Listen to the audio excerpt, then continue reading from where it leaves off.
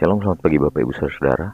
Pagi hari ini kita akan belajar bersama-sama merenungkan kebenaran firman Tuhan untuk dapat menuntun kita dalam langkah Allah yang membawa kita pada kebenaran, yang menuntun kita kepada kasih karunia-Nya. Mari kita berdoa. Ya Bapa, biarlah tuntunan-Mu melalui kebenaran firman Tuhan menjadi pedoman untuk hidup kami. Kami mau hidup di dalam, kami mau melangkah di dalam. Ajar kami untuk mengenal kasih-Mu sebagai kasih yang benar-benar nyata, yang menuntun kami untuk kami dapat terus hidup di dalam kasih karunia-Mu Tuhan. Terpujilah nama-Mu Tuhan Yesus, kami bersyukur, haleluya, amin. Bapak Ibu Saudara, pagi hari ini kebenaran firman Tuhan berjudul kasih yang mengangkat. Ayat kebenaran firman Tuhan terambil dalam Mazmur 40 ayat yang kedua. Ia mengangkat aku dari lubang kebinasaan, dari lumpur rawa ia menempatkan kakiku, di atas bukit batu menetapkan langkahku. Kadang hidup membawa kita ke tempat yang gelap, seakan-akan kita tenggelam dalam lumpur dan tidak punya daya untuk keluar. Ada masa di mana kita merasa seperti Daud, ditinggalkan, diburu, bahkan dikhianati. Namun justru di saat seperti itu, kita bisa menyaksikan tangan Allah yang terulur. Ia mengangkat kita bukan karena kita kuat, tapi karena kasih-Nya lebih besar dari kehancuran kita. Lubang kebinasaan bukan hanya tentang dosa, tapi juga berarti keputusasaan, depresi, keterpurukan ekonomi, kehancuran hubungan.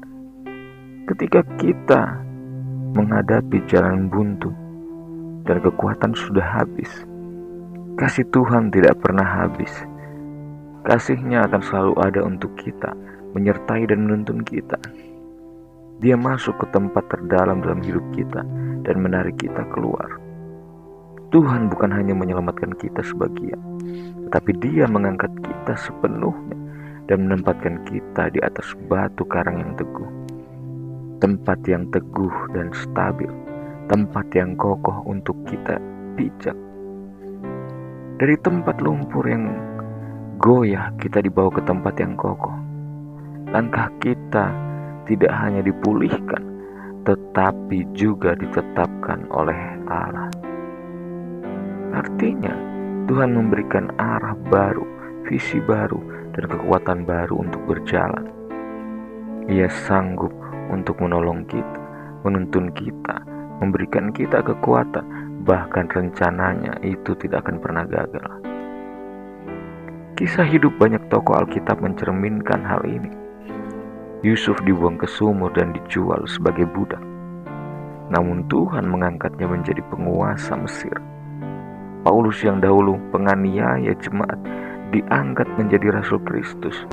Ia menunjukkan bahwa kasih Tuhan bukan hanya menyelamatkan, tapi juga mengangkat dan menetapkan untuk sebuah tujuan ilahi. Lihatlah betapa besar kasih Allah dalam menyelamatkan kita. Tangannya yang kuat akan mengangkat kita dan akan membawa kita kepada rencananya. Jangan menyerah walau sedang dalam titik terendah dalam hidupmu. Sekalipun engkau berada dalam keterpurukan, Tuhan sanggup menjaga engkau. Bahkan dari tempat terdalam sekalipun Ia dapat menjangkau dirimu. Serukan nama Tuhan dalam doa meski dengan air mata. Dia tidak tuli terhadap jeritanmu. Bersaksilah ketika Tuhan mengangkatmu, supaya orang lain juga ikut dikuatkan dan didekatkan kepada kasih-Nya. Jangan menyerah walau sedang dalam titik terendah.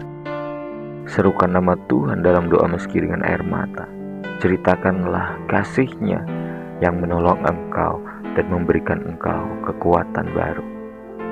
Mari kita berdoa. Segala pujian, hormat kami berikan kepadamu ya Bapa, atas kasih-Mu yang tidak pernah berhenti mengasihi kami. Dalam keadaan apapun kasih-Mu itu nyata. Dalam segala situasi kasih-Mu Engkau terus nyatakan bagi kami. Tuhan Yesus, tolong kami untuk selalu mengingat Engkau, mengandalkan Engkau.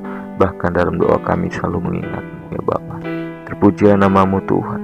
Kami percaya bahwa Engkau adalah Allah yang sangat peduli akan keadaan kami saat ini. Terpujilah nama Tuhan Yesus, kami bersyukur. Haleluya. Amin. Terima kasih. Selamat beraktivitas. Tuhan Yesus memberkati.